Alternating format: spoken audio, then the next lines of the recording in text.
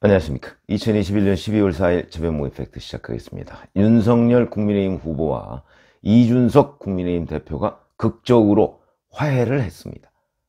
자, 화해를 하기 전 갈등 과정과 그 이후, 그리고 또 조금 더 미래, 이런 일들을 종합적으로 볼 때 이 화해는 누구의 승리인가 하는 걸 우리가 한번 따져볼 필요가 있다고 해서 제가 말씀을 드리겠습니다. 우선 윤석열 후보가 어제 울산 울주의 그 한 고깃집에서 같이 만났죠. 그리고 나서 이런 발표를 했습니다. 지금 막 김종인 박사께서 총괄선거더 최고위원장직을 수락했다. 국민의힘 중앙선거대책기구 장으로서 당원과 당규에서 정한 바에 따라 대통령 선거일까지 당무 전반을 조정하며 선거대책기구를 총괄하게 될 것이다. 그러니까 여기에 대해서 기자들이 이런 질문을 했을 거 아니겠습니까? 김병준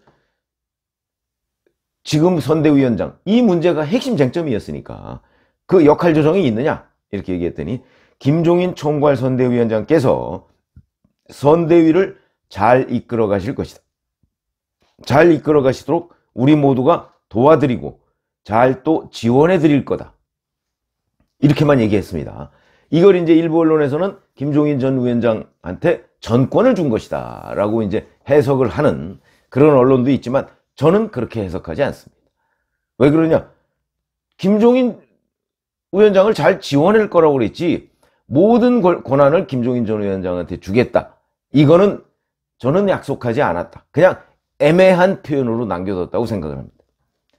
자, 그러면서 김병준 위원장도 김종인 위원장이 선대위를 잘 이끌어가도록 최선을 다해서 도와줄 것으로 믿는다. 이 얘기는 김병준 위원장을 선대위에서 빼내서 아웃시키겠다. 요거는 아니라는 거죠. 지금까지 김종인 선대위원장이 얘기하는 건 그거 아니었습니까? 김병준은 아웃이었습니다. 같이 일 못해 이거였거든요. 그러니까 그렇게 명시적으로 요구하지는 않았지만 전체를 흐르는 요구사항의 핵심 포인트가 그거였는데 그거를 윤석열 후보가 저는 양보하지 않은 것으로 보입니다. 그러니까 김병준 지키기, 이게 끝까지 유지가 됐다. 이렇게 봐야 되는 것이고요. 그 다음에 김종인 전 위원장의 합류 과정에 대한 질문을 하니까 자세히 말씀드릴 수는 없는데 중요한 건 빨리 선거운동을 하는 거다. 일을 해나가면서 차차 에피소드가 있으면 말씀을 드리겠다. 이렇게 하면서 그 부분은 구체적으로 설명을 안 했습니다. 자, 그리고 이제 이렇게 질문 답변을 한 거고, 원래 공식 발표는 이겁니다. 대선에 관한 중요 사항에 대해 후보자와 당대표와 원내대표는 긴밀히 모든 사항을 공유하며 직접 소통을 강화하기로 했다. 특히 젊은 세대에 대한 적극적인 소통과 정책 행보가 이번 선거대책에서 가장 중요하다는 점에 대해 의견을 같이 했다. 이 부분은 이준석 대표의 요구사항을 받아서 지금 합의문에 넣은 겁니다. 후보자의 당무 우선권에 관해서는 후보자는 선거에 있어서 필요한 사무에 관해 당대표에 요청하고 당대표는 후보자의 의사를 존중해 따르는 것으로 당무 우선권을 해석하는 건데 이런 데 의견을 같이 했다. 이 부분도 이준석 대표의 요구사항을 여기다가 넣은 겁니다. 그러니까 당무 패싱 이거 없다. 그런 얘기를 약속을 하는 거죠. 그래서 이렇게 성사된 과정에 대해서 이준석 대표가 기자들한테 뭐라고 얘기했냐면 지금까지 꾸준한 여러 사람의 노력이 있었다. 이렇게 얘기를 합니다. 자, 그러면서 이제 오늘 4일이죠. 오늘 윤석열 후보와 이준석 대표는 부산에서 이제 일정을 아마 어디 장소를 정하고 있는 모양인데 갑작스럽게 합의가 됐으니까 뭐 선거운동 장소도 갑작스럽게 어떻게 정하기가 어려운 거 아닙니까? 그래서 오늘 장소가 정해지는 대로 오전 11시부터 합동 유세를 하기로 했다. 이렇게 발표를 했습니다. 자, 이제 이렇게 된 거죠. 윤 후보 측의 공지사항이 이 길, 그러니까 내일입니다. 이게 어제 밤에 이루어졌던 일이니까 오전 11시쯤부터 부산 지역에서 국민의힘 부산연고 전 의원들과 함께 합동 일정을 진행할 예정이다. 자세한 시간과 장소는 조율되는 대로 공지하겠다. 이렇게 돼 있습니다.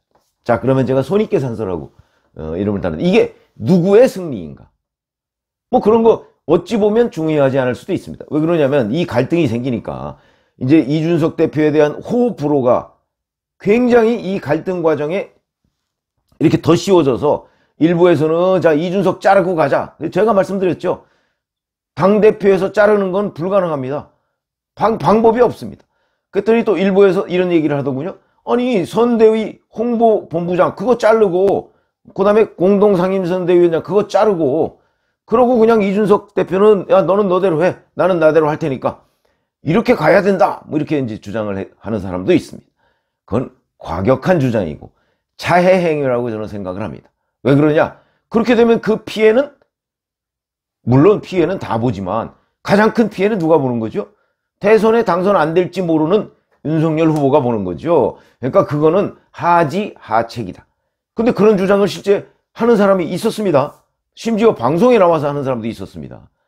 하지하책이다. 저희같이 오랫동안 정치를 봐온 사람 기준으로 보면 정말 말도 안 되는 해법이다.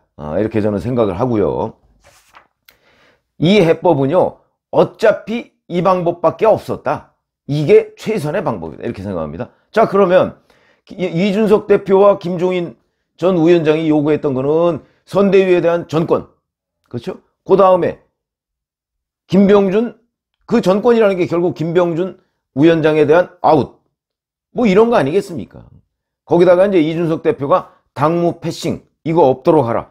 그 다음에 윤핵관이라는 사람, 윤석열 후보의 핵심 관계자라는 사람들이 자꾸 이러쿵저러쿵 쓸데없는 얘기 하는 거, 그거 좀 안 나오게 해달라. 이런 거 아니겠습니까? 근데 겉으로 봐서는 대부분 그걸 받아들인 것처럼 돼 있습니다. 그러면 이제 이게 윤석열 후보가 항복한 거냐? 지금 벌써 그렇게 얘기하는 또 평론가들도 있습니다. 절대 그렇지 않습니다. 자, 앞으로 한번 두고 보시면 전권이다. 전권이 어디 있습니까? 전권 없습니다. 여기 보면 김종인 위원장이 잘 이끌어가도록 모두가 도와드리고 지원해드릴 거다 이렇게 얘기했습니다. 이거는요, 전권으로 해석하는 것도 있다고 아까 제가 말씀드렸는데 그거 전권 아닙니다. 그러면 도와드리고 지원이 조금 부족하면 권한 행사 못하는 거 아닙니까? 거기다가 당대표한테 당무에 관한 필요한 사항을 요구하고 공유하고, 이게요, 원칙적으로 얘기하면 사실은 처음부터 당대표하고는 공유했어야 되는 겁니다. 그러니까 이준석 대표가 뭐 그게 사실인지는 모르겠으나 11월 5일 그 윤석열 후보 선출 직후에 그 후에 지금까지 당무에 관한 보고를 단 한 번밖에 받지 못했다. 그러니까 패싱이고 뭐고 없다. 아예 보고를 못 받았는데 무슨 패싱이냐. 그랬더니 김병준 위원장도 나도 제대로 보고 못 받는다. 왜 그러냐? 이게 당 조직에서 선대위로 권한이 넘어가는 과정이고 선대위는 12월 6일 날 출범하지 않습니까? 그러다 보니까 업무 공백이 생긴 겁니다. 더군다나 선대위는 윗대가리들만 지금 다 임명이 돼 있고요. 아래 손발이 없습니다. 그러니까 실무적으로 무슨 일을 할 사람이 없는 겁니다. 그러다 보니까 보고를 받을 사람만 있고 보고를 할 사람은 없는 겁니다. 여기에서 비롯되는 문제다. 이 부분에 관해서 이준석 대표가 자기 한 번밖에 보고 못 받았다 그러는데 사실은요, 이게 지금 과도기 아닙니까? 그쪽으로 넘어가. 그리고 실무자가 없으니까 심지어는 기자들에 대한 여러 가지 지원, 서비스, 기자의 보도 지원 이런 거 있죠. 그것도 제대로 이루어지지 않았답니다. 그게 왜 그러냐? 민주당처럼 그냥 당 조직을 전부 다 옮겨버리면 그게 쉬운데 하던 대로 하면 되니까. 근데 여기는 선대위를 새로 꾸리려고 하다 보니까 그것조차 안 됐다. 그러니까 모든 게 다 안 된 겁니다. 이준석만 안 된 게 아니고요. 그런 점을 이준석 대표가 아무래도 뭐 여의도 경력 뭐 10년 정도밖에 안 되는 거지 않습니까? 거기다가 이런 큰 선거 선대위원장 지금 처음 맡는 거 아니겠습니까? 그러다 보니까 그런 부분에 관해서 이해가 좀 부족했던 것이다. 저는 이렇게 생각합니다. 만약에 이런 부분을 어제 무슨 얘기를 뭐 둘이 했는지 모르겠으나 이런 부분을 충분히 설명을 하고, 야, 이게 지금 과도기야. 과도기에 우리 손발이 없는데 누가 보고를 하냐? 그러면 이제 권성동 사무총장이라도 열심히 또 챙겨서 보고를 하고 그러는데 거기는 또 1인 면역을 지금 해야 되는 상황 아닙니까? 뭐 김종인 전 위원장도 또 만나서 뭐 설득한다고 그러고 뭐 온통 그러다 보니까 아마 이제 이걸 제대로 챙기지 못한 것이 아닌가 싶은 생각이 드는데, 그런 부분을 설명을 하면요, 그거 이해 못할 사람이 어디 있습니까? 그래서 이거는 처음부터 이준석 대표의 오해도 있었고, 그 다음에 실질적으로 업무가 돌아가지 않는 게 어떤 실무자들이 제대로 없는 그런 문제점도 있었다. 그거는 만나서 보면 대화하는 거. 그리고 윤석열 후보는 윤석열 후보대로 지방 다니고 뭐 하고 뭐 얼마나 복잡하겠습니까? 그러다 보니까 그런 데를 미처 챙기지 못한 측면이 저는 있을 수 있다고 봅니다. 그게 아주 현실적인 얘기입니다. 그런 점에서 본다면, 자, 갈등의 전과 후 이걸 한번 보자는 거죠. 제가 아까 말씀드렸듯이 이준석 대표의 요구사항, 충분한 소통, 그 다음에 김종인 전 위원장 복귀, 이거 됐습니다. 받아들였습니다. 그러면 윤석열 후보의 항복이냐? 그렇지 않죠. 갈등 전에 어떤 거였습니까? 김병준 아웃, 이거 아니었습니까? 요구사항이. 김종인 전권. 근데 저는 전권 아닌 것으로 해석한다고 제가 말씀을 드렸죠. 그 다음에 김병준 아웃?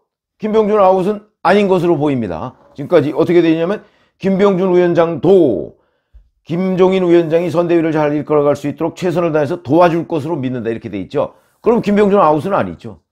도와주려면 그 안에 있어야 되는 거 아닙니까? 그러면 이거는 윤석열 후보의 그동안의 마지노선이었습니다.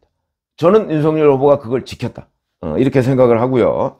자, 그 다음에 이렇게 됐을 경우에 최대의 수혜자가 누가 되는 거죠? 윤석열 후보죠. 그렇지 않습니까? 왜냐면 이렇게 해서 만약에 선거에서 승리한다, 내년 3월 9일 날 라고 했을 때 대통령이 되는 사람은 윤석열입니다.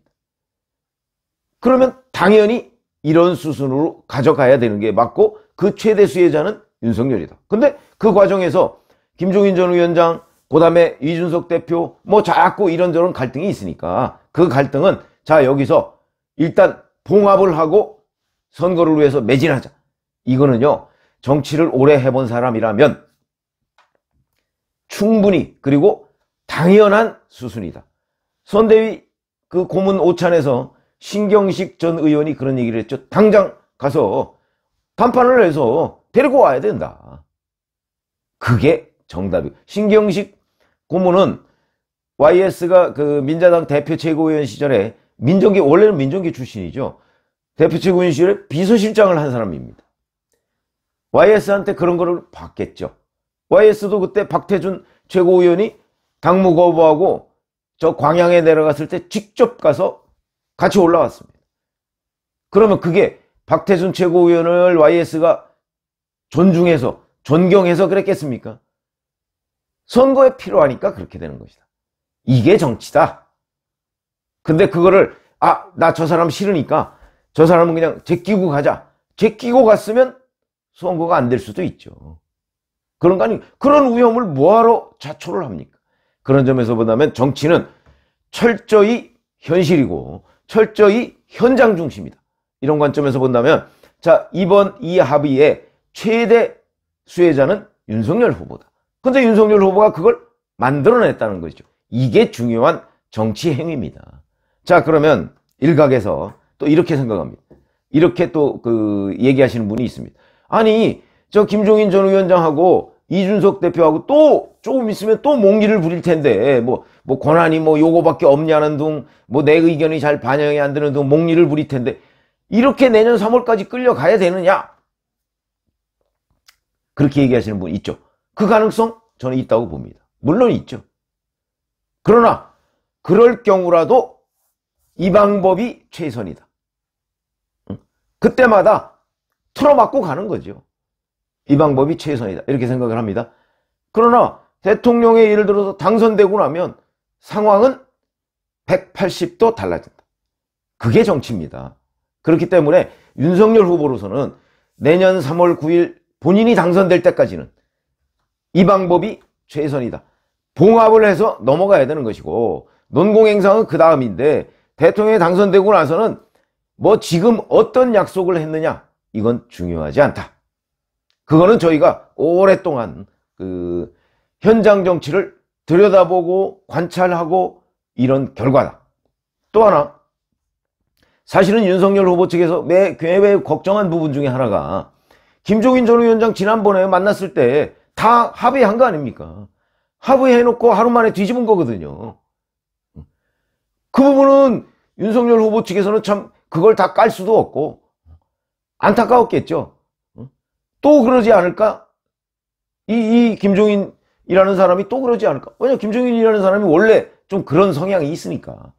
그런데 그거를 이렇게 이준석 대표와 만난 이 자리에서 김종인 전 위원장의 대리인격인 이준석 대표와 만나는 자리에서 거기서 바로 전화를 한 것으로 보입니다. 김종인 전 위원장한테 전화해서 김종인 전 위원장이 수락한 걸로 이렇게 지금 발표가 돼 있죠. 그러면 이제 증인이 하나 더 생긴 겁니다. 이준석이라는 증인이. 이패인이죠, 이패인. 그러면 이제 김종인 전 위원장 못 뒤집을 거 아니겠습니까? 이패인이 있으니까. 이런 점에서 본다면 가장 큰 혜택을 입을 사람이 봉합을 이룬 것, 이거는 결국은 윤석열 후보가 잘 이끌어가도록 했기 때문에 최대 수혜자다. 그러면 뭐 한 사람을 꼽으라면 결국 윤석열 후보의 승리다. 이렇게 말씀을 드리고요. 앞으로도 또 여러 번 이런 어떤 곡절이 있을 가능성이 있습니다. 그럼 그때마다 이래야 되느냐? 그때마다 이렇게 해야죠. 왜 그러냐? 본인의 당선을 위해서. 그래서 제가 얘기한 손익계산서, 그거는요, 이런저런 여러 가지 주장을 하는 사람들이 있습니다. 그것도 특히 이준석 대표에 대한 호불호에 따라서 뭐 이렇게도 갈리고 저렇게도 갈리는데, 자, 손실을 줄이고 이익을 극대화하는 방법, 그건 이 방법이다. 그거는 저희 같은 사람의 관찰로서 우리가 충분히 말씀을 드릴 수가 있다. 이렇게 생각합니다. 감사합니다.